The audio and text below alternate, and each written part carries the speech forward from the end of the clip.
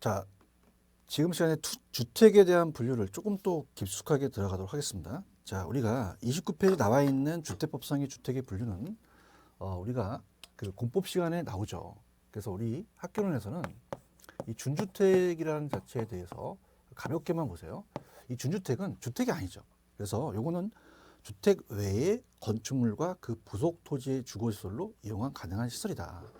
그럼 아직까지 우리가 시험에 안 나오는데, 자, 그러면 그 종류는 어떻게 암기하면 될까요? 라고 한다면, 자, 우리가 옛날에 김동선 선수하고 미국에 이제 오노라는 선수가 있는데 반칙을 했죠. 그래서 열받아서 김동선 선수가 같이 붙자. 그래서 오노를 밀었어요. 그러니까 오노가 기어다니죠. 오노기다. 자, 이렇게 한번 해보세요. 오노기다. 그건 오피스텔, 그죠? 일반 업무시설의 오피스텔과 그 다음에 오노, 노인복지주택, 그 다음에 오노기, 기숙사, 다중생활시설을 우리가 준주택이라 그래요. 그 다음에 공동주택은 아까 했었고요. 세대 구분형이라는 건 말 그대로 공동주택 주택 내부 공간의 일부를 세대별로 구분하죠. 생활이 가능한 구조로 만듭니다. 그러나 그 구분된 공간 일부에 대해서 구분 소유권 할 수가 없다는 것도 알아두시기 바랍니다. 자, 국민주택은 항상 주택 도시금으로부터 자금을 받아서 우리가 지원을 받아요. 그래서 국민주택 규모 이하다. 이 정도만 보시고요. 넘기시면은 자, 민간거서 중형 국민주택은 참고하시고요. 도시형 생활주택이라는 걸 좀 체크해 보세요. 자, 도시형 생활주택. 자, 도시형 생활주택이라는 것은 300세대 미만입니다. 이게 중요해요. 300세대. 그래서 요거는 350이 아니라 300세대 미만. 요게 중요하죠. 자, 국민주택 규모에 해당하는 주택이에요. 그래서 요거는 우리가 암기하시려면 300일이라는 영화가 있거든요. 그 사람들이 이제 몇만 군을 쳐보시죠. 그 사람이 살고 있는 게 300세대에 살고 있으니까 이제 300인이다. 이렇게 암기하시면 될 것 같고요. 자, 그다음에 이렇게 해서 주택의 분류는 끝내고, 그다음에 최근에 대한 경향이 이 한국 표준산업 분류에 따른 부동산 업이 나오거든요. 자, 그래서 이게 나올 가능성이 있습니다, 여러분들. 자주 출제되는 부분은 아니에요. 자, 그래서 일단은 이제 암기 기법을 이제 가르쳐 드릴 텐데, 보통 우리가 시험제가 나온다면 그 세 분류에서 나올 가능성이 있거든요. 그 세 분류가 이제 우리가 중요하기 때문에 세 분류 위주로 이제 가지고 가시는데, 이 세 분류보다 이제 조금 더 소분류에 좀 관심을 좀 가져보세요. 그래서 우리가 이제 대분류, 중분류, 소분류, 세분류 예시가 있잖아요. 자, 그렇다면은 중분류라는 것 자체 우리가 대분류가 있고, 대분류 이제 부동산 업입니다.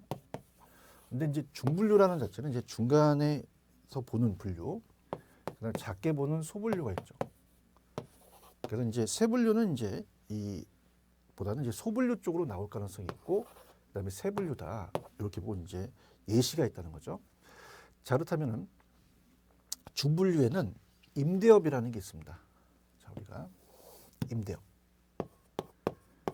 그래서 임에다가 동그라미 치시고요. 그다음에 그다음 밑에 개발공급업이라는 게 있죠. 개발 공급업이 있습니다. 자, 그래서 우리가 개자 동그라미, 공자 동그라미, 임계공 이렇게 암기하시고요. 그 다음에 이제 관리업이라는 게 있죠. 관리업. 자, 관리업, 그 다음에 개발업이 있는데, 일단 중분류에서는 이 두 가지로 나누고 서비스업이라는 전체적으로 이제 나누겠죠.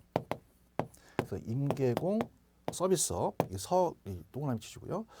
그럼 서비스업이 또 어떻게 있느냐? 이렇게 해서 이제 소분류 쪽으로 우리가 나온다 그랬죠. 그럼 임대업이라는 자체는 또 임대업과 공급업으로 나눕니다. 그래서 일단 주거용과 비주거용과 기타가 있죠. 주거, 비주거, 기타, 주거, 비주거, 기타가 있다는 거죠. 그래서 주택이 있고 우리가 주거라는 자체는 이 관리 쪽에서 보시다시피 보면 아파트가 주거고 사무용이 이제 비주거용이죠. 이렇게 보시면 되고요. 기타는 이제 토지 같은 걸 이제 기타로 이제 볼 수 있다. 자, 이렇게 보는데 그러면 임대업, 공급업이 이제 키포인트고요. 주거, 비주거, 기타가 있다는 걸 이렇게 구분하시고요. 서비스업이라는 자체는 이제 세부적으로 나와요. 그러면 우리가 암기를 하실 때 우리나라 대표적인 게 주택관리사가 있죠. 우리나라에 관리업이라는 자체가 있겠고요. 관리업. 그 다음에 나눠서 우리 중개업 당연히 있겠죠. 중개업이 있고 그 다음에 자문업이 나는 게 있습니다. 그 다음에 감정평가업 이렇게 나눈다는 거죠. 감정평가업. 근데 관리는 중요한 거는 주거와 비주거가 있는데 기타는 없어요. 기타는 없다. 기타는 여기 안 들어간다 이렇게 보십시오. 그래서 이건 안 들어간다. 그래서 우리가 시험이 임박했는데 기타나 관리하고 있으면 안 되죠. 이렇게 보시면 되고 그 다음에 어때요? 요 중개 자문 평가업에서 또 나눠주는 건 중개 및 대리업 나눠주고요. 그 다음에 또 투자 자문업이 새로 만들어졌어요. 투자 자문업. 그 다음에 감정 평가. 이렇게 암기를 해 보시기 바랍니다. 자, 그렇다면은 자, 제가 아까 나온다면은 요 소분류에서 나온다 그랬죠. 그래서 어떻게 이제 암기하시냐면요. 중분류와 소분류를 이제 나눠서 우리가 이제 준비를 해야 되는데, 자, 어떻게 이제 암기를 해 보시냐면, 여기서 없는 걸 이제 물어볼 수 있잖아요. 없는 거. 자, 그래서 제가 그 시험이 끝나고 어떻습니까? 자체적으로 이제 이 암기 기법인데, 자, 이거는 제가 다음에 이제 문제집이 나올 때 좀 말씀을 드리도록 하겠습니다. 왜냐면 이제 편법을 쓰더라도 너무 많이 쓰면 또 우리가 또 힘들거든요. 그래서 그냥 요거는 대분류가 있다, 중분류 있다. 그럼 임계공이 있다면 임대업, 그 다음에 개발공급업이 있다. 이렇게 해서 이제 나눈다는 것만 알아두시면 되고, 그 다음 어떻습니까? 개발공급업이 있다. 이렇게만 알아두시면 되고, 그 다음에 관리업, 중개, 자문, 평가업. 근데 관리는 기타가 없다. 이렇게 해서 정리해 두시기 바랍니다. 일단 여러분들 이건 편법보다도 어차피 이론을 먼저 가진 다음에 나중에 문제를 풀 때 푸는 기술을 가르쳐 드리도록 할게요. 자, 그 다음에 넘겨봅니다. 출제 빈도가 높은 부분이에요. 자, 그래서 40페이지로 가겠습니다. 40페이지로 가시면은 부동산의 특성, 속성은 우리 시험 문제에 공간이 나올 가능성이 있는데 자주 출제되는 부분은 아니거든요. 그래서 이 속성에서는 공간과 위치인데, 자, 이건 출제 빈도가 낮으니 토지의 특성으로 가져가세요. 토지 특성이 가장 유력합니다. 자, 그래서 요거 위주로 우리가 공부를 해볼게요. 토지 특성은 거의 뭐 100% 나온다고 봐야 돼요. 100%. 그럼 토지의 특성 위주로 우리가 한번 강의를 해보겠는데요. 들어가 보도록 하죠. 토지의 특성이 좀 시험 문제 출제 빈도가 높다. 이렇게 보시고 우리가 보시죠. 자, 그럼 토지의 특성으로 가겠습니다. 토지의 특성은 두 가지로 나눠요. 자연적과 인문적 특성을 나눕니다. 자연적과 인문적. 그러면 자연적 특성은 토지가 본래 가지고 있는 토지 자체의 특성을 얘기하죠. 근데 인문적 특성이라는 것은 토지에다가 인간의 힘이 얻어져서 인간이 활동을 하면서 얻어진 특성이 되겠죠. 그래서 이 자연적은 물리적이란 말을 씁니다. 그럼 물리적으로 항상 우리는 토지가 움직일 수 없다. 물리적으로 불가능하다. 이런 게 이제 나오겠고요. 자, 인문적은 인간이 하니까 용도적이나 경제적은 가능합니다. 경제적은 가능하다. 이런 게 우리가 튀어나오겠죠. 자, 그렇다면은 자, 비교해 볼게요. 부동성이라는 것은 토지가 움직이지를 못해요. 그럼 우리가 물리적으로 이동이 불가능하다. 자, 그다음에 토지는 물리적으로 부중성에 의해서 물리적 공급이 안 됩니다. 근데 중요한 거는 농지가 택지로 바뀌게 되면 용도 전환은 가능하거든요. 자, 이따 제가 부연 설명하겠지만 용도의 다양성이라는 것은 인문적 특성이라는 거죠. 그 다음 토지가요. 우리가 부중성이 있으면 영속성이라는 게 있죠. 토지가 오래 가기 때문에 물리적인 감가가 안 된다는 거고요. 그 다음 개별성이라는 것은 다 틀려요. 그래서 물리적인 대체가 안 된다. 자, 인접성 때문에 어떻습니까? 물리적으로 우리가 어떻습니까? 인접돼 있다는 거죠. 그래서 이렇게 해서 보시면 됩니다. 그 다음에 이제 인문적은 토지는 합병한다, 분할한다는 얘기 많이 들어보시죠. 그럼 병합하고 또 분할을 한다. 그럼 병합 분할의 가능성이라는 것은 자, 이것도 인문적 인위적이에요. 토지가 자체가 한 게 아니라 인간이 한 거죠. 그다음에 위치의 가변성이라는 것은 자, 사회적, 경제적, 행정적으로 인문적 환경이 바뀔 수가 있거든요. 행정적으로. 자, 그렇다면 어떻습니까? 만약에 29번지에 아파트가 있으면 30번지에 공원이 들어섰어요. 그럼 절대적 위치는 안 바뀌는데 상대적으로 환경이 바뀔 수 있죠. 그럼 물리적 이동은 안 되지만 우리가 사회적, 경제적, 행정적으로 인문적인 위치가 바뀔 수 있다. 위치의 가변성이라는 거죠. 자, 그럼 어떻습니까, 여러분들? 그러면 선천적으로 자연적 특성이 먼저 나왔겠죠. 자연적이 선천적이다. 그럼 인문적이 후천적이 되겠고요. 자연적이 어떻습니까? 우리가 물리적이다. 그럼 이거는 사람이 할 수 있으니까 인위적이다. 이렇게 보시고요. 그 다음에 어떻습니까? 물리적, 인위적 이렇게 보시면 되고, 그 다음에 자연적 특성은 항상 불변적이죠. 변하지가 않아요. 네, 우리가 얘는 인문적은 가변적으로 바뀔 수가 있다. 이렇게 보시면 되고요. 그 다음에 자연적은 경직적이죠. 안 바뀌기 때문에 얘는 항상 신축적으로 바뀔 수가 있다. 그렇게 보시면 되는 거죠. 자, 그럼 내용을 한번 아웃라인을 볼게요. 맨 밑에 가시면은 토지의 자연적은 토지가 본래 타고난 선천적, 불변적, 물리적, 본질적, 자연적, 불변적이라는 게 키포인트가 되겠고요. 그래서 넘겨보십니다. 자, 넘기시면은 우리가 43페이지로 가시면 인문적이에요. 그럼 인문적은 자연물인 토지가 선천적으로 가지고 있는 자연적 특성과 달리 인간이 자연물인 토지에 이용하는 과정에서 나타나는 거죠. 후천적, 가변적이다. 이렇게 보시면 돼요. 그다음에 제가 얘기한 게 다 있고요. 자, 그럼 이제 본격적으로 어디가 이제 시험 문제냐면 그 40페이지로 가시면 부동성에 의해 파생되는 특징이 시험 문제입니다. 그리고 얘가 오지선다로 나와서 자, 이게 무슨 성을 얘기하느냐 이렇게 해서 틀린 지문은 어떤 거냐 이렇게 나오기 때문에 그거 위주로 우리가 준비를 하셔야 돼요. 자, 그렇다면은 먼저 자연적 특성부터 가도록 하죠. 토지가 움직이지 않는다라는 자체가 이제 부동산이 이제 근본적인 거기 때문에 자연적 특성이 시험 문제는 출제가 더 가능성이 큽니다. 그러니까 자연적 특성이 이제 우리가 포커스를 맞춰서 공부를 하시는 게 좋아요. 그럼 자연적 특성 우리가 들어가 보도록 하죠. 자연적 특성으로 들어갑니다. 그럼 물리적으로 불가능하다는 얘기잖아요. 물리적으로 항상 가능하지 않다, 불가능이다. 근데 얘가 나오는 게 시험 문제에 정해졌기 때문에 자, 제가 시험의 키포인트가 되는 것을 책에 체크해드리고 나머지는 사이드로 가겠습니다. 자, 그럼 칠판에 제가 판사하는 게 중요할 텐데요. 첫 번째 보시면 부동성이라는 거죠. 움직일 수가 없어요. 그러면 지리적 위치의 고정성이죠. 지리적 위치의 고정성이다. 이렇게 이제 표현을 합니다. 지리적 위치는 절대 바뀌지 않는다는 얘기죠. 그럼 가장 키포인트가 되는 거를 가기 전에 우리가 앞서서 공부했던 것들 한번 볼까요? 동산과 부동산은 다릅니다. 구분이 되는데요.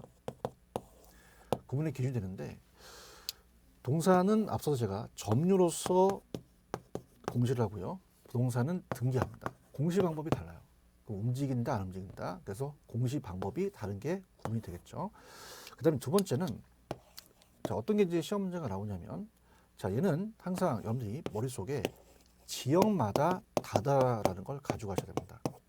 물건마다 다른 게 아니라 지역마다 달라요. 자, 그러면 만약에 서울하고 인천이 있다. 부동산이 다르죠. 가격도 다르고. 자, 그렇다면은 생각해 보신다면 만약에 자, 이게 모나미 루펜이 만약에 1,000원이다. 그럼 인천도 1,000원이고 서울도 1,000원이란 말이에요. 움직일 수 있어요. 근데 토지는 움직이지 못하죠. 그럼 여기서 물량이 자, 모나미 루펜이 초과공으로 남아돈다.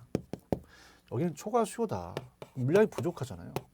그럼 언제든지 수급 조절이 가능하죠. 그럼 가격이라는 게 다 똑같겠고요. 그렇지만 부동산은 움직이지 못해요. 그럼 지역 간의 격차가 생겨서 가격이 올라가고 떨어지겠죠. 그래서 지역 간 연계가 어렵고요. 그럼 지역마다 다르다는 것은 움직이지 않기 때문에 다르다는 거죠. 그 다음 중요한 거는 자, 이게 시장이 세분화되어 있어요. 서울도요. 구마다 틀리겠고요. 또 동마다 틀리겠죠. 번지마다 틀리겠죠. 그래서 이 서울 전체를 전체 시장 그 다음에 이 하나의 번지를 개별 시장으로 봤을 때 이렇게 부분 시장으로 나열돼요.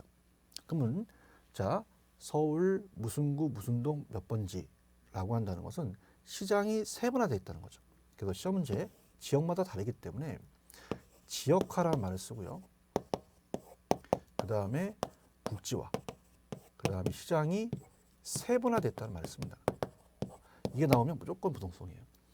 자, 그래서 우리 시장을 전체가 아니라 부분 시장으로 분석을 해야 돼요.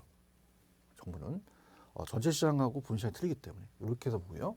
그 다음에 두 번째가 그렇고 세 번째 잘 출제되는 것은 임장 활동과 정보 활동을 해야 됩니다.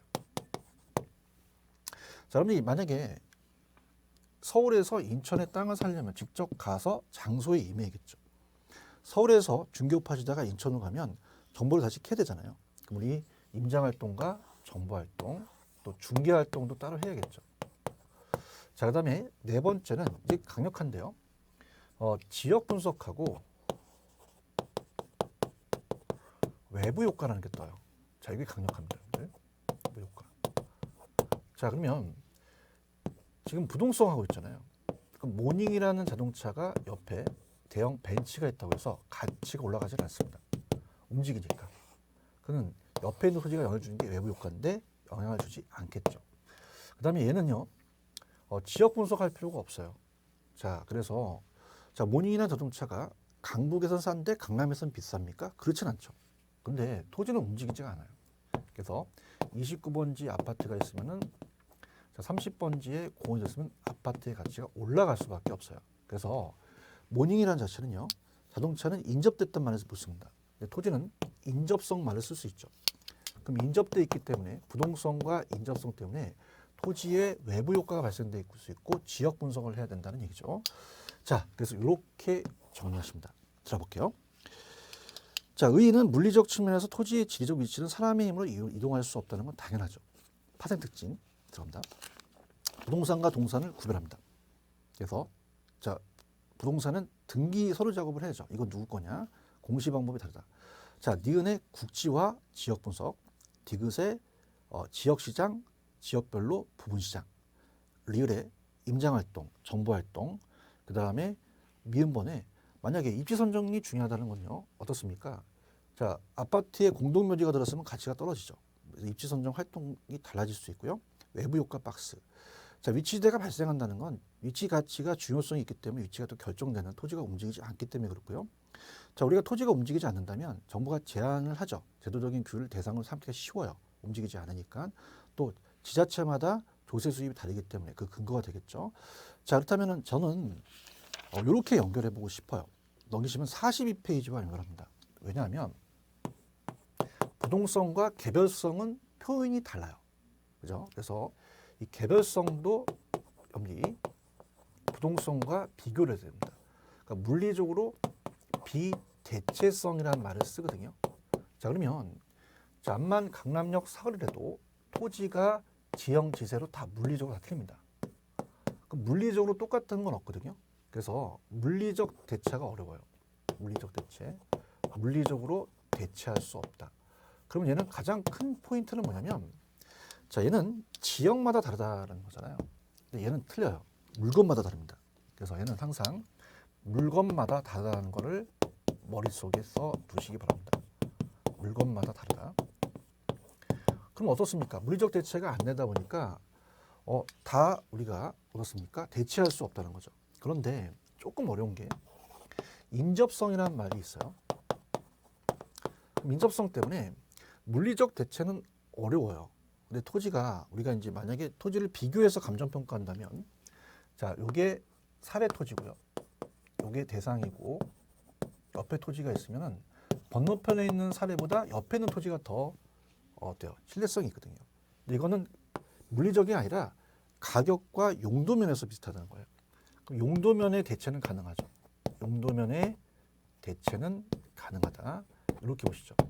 그 다음에 두 번째, 자 그러면은 좌측에 보시면 지역마다 다르다라는 건데 얘는 물건마다 달라요. 그러면 당연히 지역화가 아니라 하나하나씩 구체화시키고요. 국지화가 아니라 개별화시킨다. 그 다음에 독점화라는 게 생기겠죠. 이 토지 소유자는 딱 하나밖에 없다는 거죠. 개별공급자. 이렇게 잡으시고요. 그 다음에 출제 빈도가 높은 게 얘예요. 자, 우리 용어 정리인데요. 일물일가의 법칙이라는 게 있습니다. 그럼 일물일가의 법칙이라는 것은 자, 지금 이 분필이요. 똑같이 생겼어요. 동일 무본에는 동일 가격이 형성된다는 거죠. 근데 어떻습니까? 우리는 토지가 동일 가격이 있습니까? 그러면 안 된단 말이에요. 자, 이렇게 해서 가장 유력하다. 그럼 가볼까요? 개별성 갑니다. 비대체성이라는 말을 쓰고요. 토지는 다른 토지와 위치가 다르기 때문에 물리적 측면의 대체가 될 수 없습니다. 그럼 토지 가격이 수익이 개별로 형성되기 때문에 자, 일물일가. 자, 이건 뭐냐면 동일한 물건의 동일한 가격이에요. 자, 이게 형성될 수가 없다는 거죠. 토지시장이 불안전하게 되겠고요. 그 다음에 니은 부동산 간의 토지가 틀리다 보니까 비교가 어려워요. 개개에 대한 독점하고요. 부동산 활동이나 현상을 개별화시키고 개별 분석이 되겠죠. 그래서 이거는 물건마다 다르기 때문에 지역마다 다르다는 게 나오면 안 되잖아요. 자, 그래서 우리가 여기는 지역 분석이 들어가지만 항상 여기는 개별 분석이 들어간다. 개별 나오면 무조건 개별성 찍으시면 돼요. 이렇게 해서 키포인트다. 요게 볼 수가 있고요. 그 다음에 감정평가 시 표준지 선정이 어렵다는 건 뭐냐면 자, 우리가 한 3천만 필지가 있으면요. 다 토지가 가격이 달라요. 그러면 대표성을 띠는 토지를 끄집어낸다는 건 전문가가 필요하죠. 다 다르니까. 그래서 감정평가사가 이제 표준지를 선정합니다. 그래서 선정이 이제 조금 바뀌어서 감정평가 법인이 이제 선정하게 돼 있거든요. 전문가한테 맡기는 거죠. 다 틀리니까. 자, 개별성은 우리가 기출을 했었는데 건물 및 기타 개량물에도 적용이 가능하다. 다 틀리니까 이렇게 보시면 됩니다. 자, 그다음에 이제 인문적 특성은 출제 빈도가 높지는 않아요. 근데 모든 토지는 연결되어 있다는 건데요. 요거는 했었고요. 용도면의 대체는 했었고, 그 다음에 여기서 정리하죠. 인접성 때문에 지역 분석과 외부 효과라는 게 나오겠고요. 그 다음에 용도면의 대체가 나오겠죠. 나머지 부분만 제가 이제 터치하면 되는데, 얘는 자, 이렇게 생각하시면 돼요. 토지 옆에 토지가 인접돼 있잖아요. 29번지에 30번지가 있다. 그럼 여기에 아파트가 있으면 쓰레기 매입장보다 근린 상가가 있어야 됩니다. 그래서 우리가 협동적 이용을 해야 되죠. 협동적 이용을 해야 되는 필요성이 되고요. 자, 그 다음에 또 두 번째는 어때요? 이 경계를 침범할 수 있잖아요. 경계에 대한 문제도 야기되겠죠. 야기되고요. 그 다음에 우리가 이 개발이익이라는 걸 이제 정책에 배울 거예요. 만약에 29번지에 아파트가 있고요. 우리가 29번지에 정부가 개발을 합니다. 그럼 옆에 있는 땅값이 올라갈 수밖에 없죠. 갑도지 땅값이. 그럼 얘가 노력한 게 아니라 정부가 개발해서 개발이익이 발생됐어요. 사유화될 수 있거든요. 그럼 정부는 개발이익을 환수해야 된다는 거죠. 개발이익을 환수에 대한 논리의 근거가 된다. 이렇게 보시기 바랍니다. 그다음에 아까 용도면의 대치는 했죠. 자, 그럼 들어가보죠. 들어간다. 자, 협동적 이용 동그라미. 니은 경계 문제 동그라미. 자, 디귿 인접지와 영향을 받게 되면서 지역 분석 나타나고요. 용도면의 대체는 가능해요. 개발이익 사회적 환수 논리가 근거가 된다는 거죠. 그다음 외부 효과죠. 그 특정 토지의 개발과 이용은 인근 토지에 큰 영향을 준다. 자, 그래서 만약에 외부 효과가 자, 공원이 들어서면은 긍정적이에요. 나중에 정체 파티 할 거지만 그걸 외부 경제라고 합니다. 근데 쓰레기 매립장이 들었으면 이건 부정적이죠. 그래서 그걸 부의 외부 효과, 외부 불경제라고 하거든요. 자, 이렇게 정리해 두시면 됩니다. 자, 그 다음에 연결될 게 그러면 교수님 그 다음에 뭘 공부를 해야 되죠? 그러면 영속성하고 부중성을 연결시키시면 돼요. 자, 그러면 왜 헷갈리냐? 부중성은 토지가 증가되지 못한다는 거고 영속성은 토지가 감가되지 않는다는 거거든요. 그래서 그 표현이 달라요. 자, 그래서 우리가 한번 공부해 보도록 하죠. 자, 41페이지 이제 피셔서 자, 마지막으로 이제 두 가지를 이제 비교할 텐데요. 부중성과 부동성은 다릅니다. 그래서 그걸 이제 비교해 보겠는데, 그러니까 부중성은 말 그대로 토지를 증가시킬 수 없다라는 거고요. 영속성은 토지를 줄일 수 없다, 감가되지 않는다는 거죠. 다 토지의 자연적 특성은 맞아요. 근데 거기서 파생되는 특징이라는 것은 다르다는 거죠. 그럼 부중성으로 한번 들어가도록 하죠. 자, 부중성은 물리적 공급이 안 됩니다. 증가시킬 수 없어요. 생산할 수 없죠. 비생산성이라는 말을 씁니다. 그럼 들어가 볼까요? 자, 생산비 법칙이 적용되지 않는다. 그럼 생산비 법칙이라는 건 뭐냐면, 자, 칠판죽에는 생산할 때 생산비가 들어가죠. 그럼 생산비를 안다면 가격을 알 수 있거든요. 근데 토지는 우리가 이 지구의 땅이 얼마 주고 만들었는지 모르잖아요. 자, 그러면 우리가 이 생산비가 안 된다는 건 원가를 몰라요. 감정평가 시 원가 방식을 적용하기가 어렵다. 그 다음에 두 번째는, 자, 중요합니다. 물리적인 공급이 안 되죠. 항상 물리적이라는 단어가 들어가죠. 절대 물리적 공급이 안 됩니다. 자, 무슨 말이냐? 여러분이 생각하실 때 이렇게 이제 토지가 있으면은, 자, 바다, 그 다음에 임지, 농지, 특지가 있으면은, 자, 암만 우리가 노력하더라도 토지에 이 물리적인 면적이 늘어나지 않는다는 거죠. 이게 물리적 공급이 안 된다는 거예요. 자, 그러면은, 그러나 용도적 공급은 가능하죠. 용도적 공급. 용도적 공급이 가능하다는 것은 토지에 대한 이용 전환이 가능하다는 겁니다. 자, 그러면 농지가 택지로 바뀌었어요. 그럼 없던 택지가 만들어진 게 아니라 있던 토지의 용도가 전환된 거죠. 이건 가능하다는 거죠. 그럼 택지로 바꾸면 가치가 올라가니까 이걸 경제적 공급이라고도 얘기하거든요. 자, 이건 가능합니다. 자, 그래서 이걸 용도의 다양성 때문에 그렇죠. 용도가 다양하기 때문에. 자, 이렇게 보시고요. 그 다음에 세 번째는 토지가 수요에 비해서 희소해요. 자, 그래서 이거를 이 감정평가에서는 상대적 희소성이라는 말을 씁니다. 상대적 희소성. 그러니까 상대적으로 희소할 것이다. 사는 사람은 많은데 파는 사람의 공급자들이 제한돼 있다. 자, 그러면 어떨까요? 수요자 경쟁이 발생되면서 땅값이 올라갈 수밖에 없다는 거죠. 그 집가 상승을 바꿔오겠고요. 건물을 고층화시키죠. 이 고층화시키는 거를 집약적 이용이라고 하거든요. 집약적 이용. 자, 그래서 나중에 이제 토지 이용에서 배우시겠지만 집약적 이용은 땅은 제한된 상태에서 땅값이 비싸니까 노동과 자본을 많이 투입하면 집약도를 높인다는 겁니다. 자, 이런 게 이제 우리가 부증성 때문에 그렇고요. 그 다음에 네 번째 잘 나오는 거는 사회성과 공공성을 강조해서 토지 공개념이라는 게 등장합니다. 토지는 공적 개념이다라는 게 등장하죠. 자, 그럼 어떻습니까? 토지는 공적 개념은 여러분들이 가지고 있는 볼펜은 남아도는 지하이기 때문에 개인한테 너 볼펜 2자루만 써. 그러진 않죠. 근데 토지는 부중성 때문에 공급이 부족해요. 그러면 개인보다 공인 목적에 맞게 사용을 하는 거죠. 사유재산의 법적 규제를 가할 수 있죠. 자, 그럼 들어가 볼까요? 부중성, 비생산성, 의입니다. 토지는 일반재와 달리 생산비를 투입해서 물리적 양이 증가할 수 없다. 자, 요게요. 시험에 나왔었는데, 교수님, 왜요? 공유수면 매립한 건 어떻게 되죠? 자, 이것도 늘어난 건 아니잖아요. 부중성에는 예외가 없다고 하셔야 되죠. 토지 이용의 전환이죠. 자, 그러면 공유수면 매립 간척 등에 관한 국토 면적이 증가는 물리적 양이 증가가 아니라 이용상의 전환이다. 예외가 없다고 해야 됩니다. 자, 파생 특징. 토지는 생산비 법칙이 불가능해서 원가법이 원가 방식이에요. 원가법에 의한 평가가 불가능하고요. 토지 부족 문제를 근원이 돼서 땅값이 올라가 버려요. 토지 이용을 집약화시킨다. 고층화시키겠고요. 그 다음에 이제 디귿번은 어차피 이제 인문 과정이 갔으니까 물리적 공급이 수직이라는 거를 그래프로 나타내라. 자, 이제 갈게요. 가격과 양에서 인문 과정에서 우리가 수요 곡선과 공급 곡선을 배우셨죠. 그럼 공급이 안 된다는 것은 완전 수직이에요. 그 완전 수직이라는 것은 가격에 대해서 완전 비탄력적이라는 거죠. 그러면은 가격을 투입시키더라도 양을 못 늘린다는 얘기예요. 그래서 공급이 제한되어 있기 때문에 공급선이 수직이며, 그럼 수요와 공급의 균형이 어렵죠. 균형 가격 형성이 어렵고요.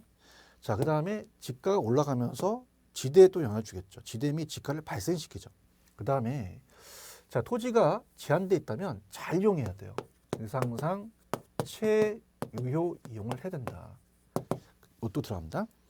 근거가 되겠고, 사회성과 공공성이 강조된다는 거죠. 자, 이렇게 정리해 두시기 바랍니다. 자, 그 다음에 이제 이번 시간 여기까지 하고요. 영속성을 이제 다음 시간에 비교할 거예요. 자, 영속성이라는 것은, 자, 어떻습니까, 여러분들?